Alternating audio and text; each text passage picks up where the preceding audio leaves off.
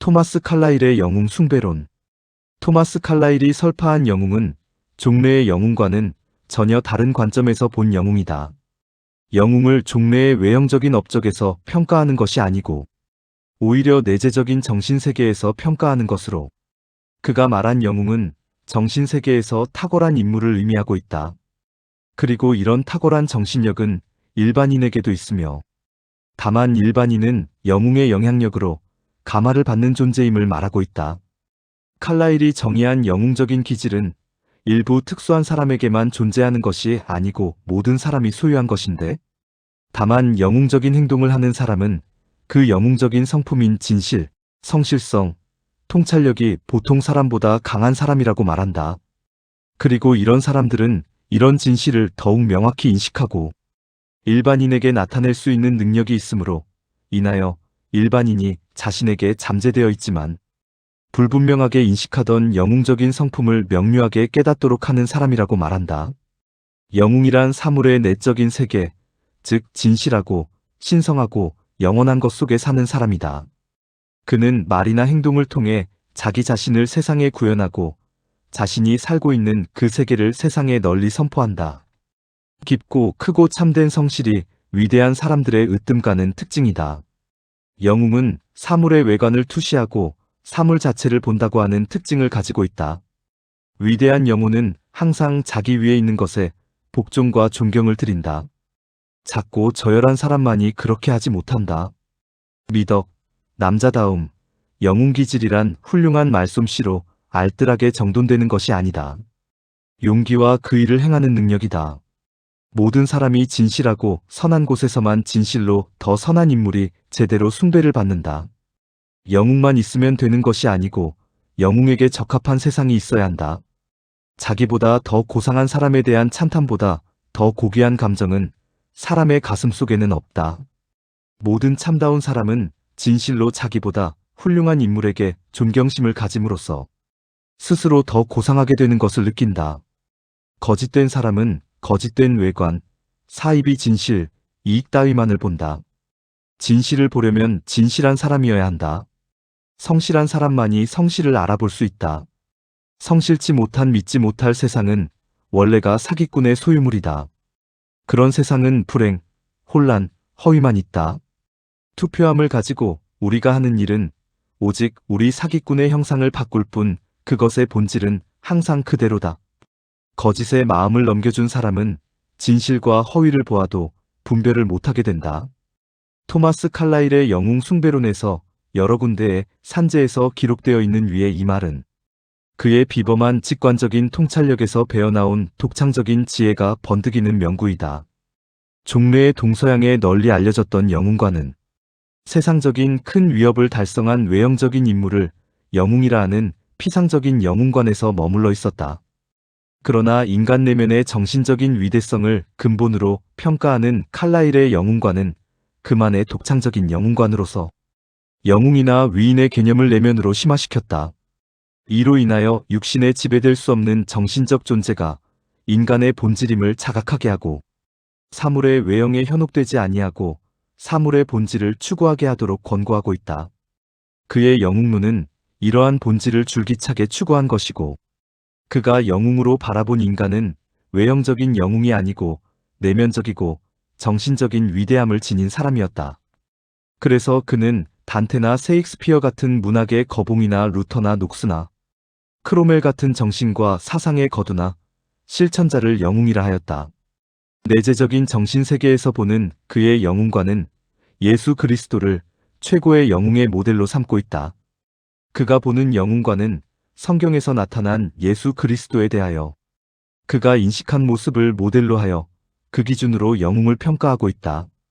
그리스도와 가장 근접한 정신을 소유한 인물을 진정한 영웅으로 평가하는 그의 영웅과는 전혀 독창적인 영웅관이고 인간의 내면적인 모습을 중요하게 인식하고 바라본 영웅관이다. 그의 영웅관의 독창성과 탁월함은 이 때문이다.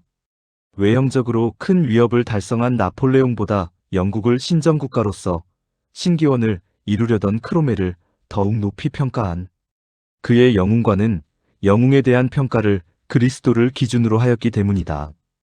그가 영웅의 중요한 특징으로 본 성실성과 도덕성과 특이한 통찰력 등은 성경에서 보여주는 그리스도의 성품과 일치한다. 칼라일의 그리스도에 대한 이해는 그리스도를 인간이 바라볼 수 있는 가장 이상적인 모델로까지 도달했다. 그러나 그의 인식은 그의 탁월한 통찰력에도 불구하고 그의 정신적인 지혜로 그리스도를 인식하는 것으로 시종하여 한계를 보이고 있다. 이는 그가 그리스도의 여러 가지 탁월한 면을 인식하였지만 가장 근본적인 것을 놓치고 있는데 이것은 그리스도의 희생정신이다. 그리스도의 여러 가지 탁월성 중에서도 유일한 특징은 그가 인간들을 위해 자신을 구원의 희생물로 내어준 희생의식인 것이다. 그리스도의 성실과 통찰력을 비롯한 위대성은 인간들을 저주에서 건지기 위해서 자신을 희생물로 대신 내어놓은 희생정신에 있기 때문인 것이다. 이로 보건대 그리스도를 바르게 인식하기 위해서는 인간의 정신적인 지혜로 탐구한다고 얻어지는 것이 아니고 이는 하나님의 영의 감동으로만 얻어지는 것이다. 하나님이 감동하여야 하나님을 알 수 있다. 인간의 지혜로 연구한다고 하나님과 그리스도를 알 수 있고 이해할 수 있는 것이 아니다. 칼라일 같이 비범한 통찰력의 사람이라도 하나님의 감동이 없으면 그리스도를 제대로 이해하지 못한다. 인간의 정신의 지혜와 노력으로 하나님과 그리스도를 인식할 수 없기 때문이다. 복음을 막론하고 정신적 지혜가 뛰어나다고 자부하는 학자나 사상가들이 그리스도에 대하여 이해를 하지 못하고 엉뚱하고 무식한 말을 한 것은 하나님의 영의 감동을 받지 못하여 그들이 영적으로 지극히 무식하였던 소치이다. 그들이 지혜롭다고 자부한 정신적인 지혜로는 영적인 지혜를 깨달아 알 수 없기 때문이다. 영적인 지혜는 하나님의 영이 계시함으로 얻어지는 깨달음이다.